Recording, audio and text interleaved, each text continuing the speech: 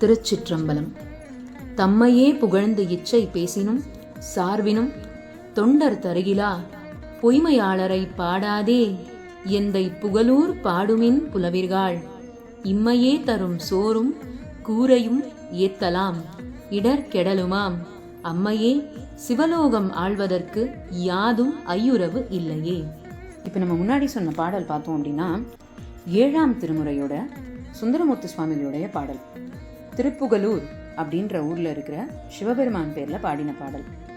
இந்த பாடலோட அர்த்தம் என்ன அப்படின்னா, தம்மையே புகழ்ந்து இச்சை பேசினும், அதாவது எந்த மனுஷன் கிட்ட போய் நம்மளுக்கு ஏதாவது ஒரு உதவி அப்படின்னு ஒன்று வேணும் அப்படின்னா அவங்ககிட்ட போய் நம்ம கேட்போம், இது கொடு அது கொடுன்னு கேட்கும்பொழுது நம்ம கேட்குறோன்றதை தெரிஞ்சும் கொடுக்காத மனுஷங்க நிறைய பேர் இருக்காங்க. அப்போது இங்கே சுந்தரமூர்த்தி சுவாமிகள் என்ன சொல்கிறார் அப்படின்னா, நீ கேட்டும் கொடுக்காத மனுஷங்கிட்ட போய் ஏன் அது வேணும் இது வேணும்னு கேட்குற, எல்லாத்தையும் கொடுக்கறதுக்கு திருப்புகலூரில் சிவபெருமான் தான் இருக்கானே, அவனை போய் எல்லாத்தையும் கேளு அப்படின்னு சொல்கிறார்.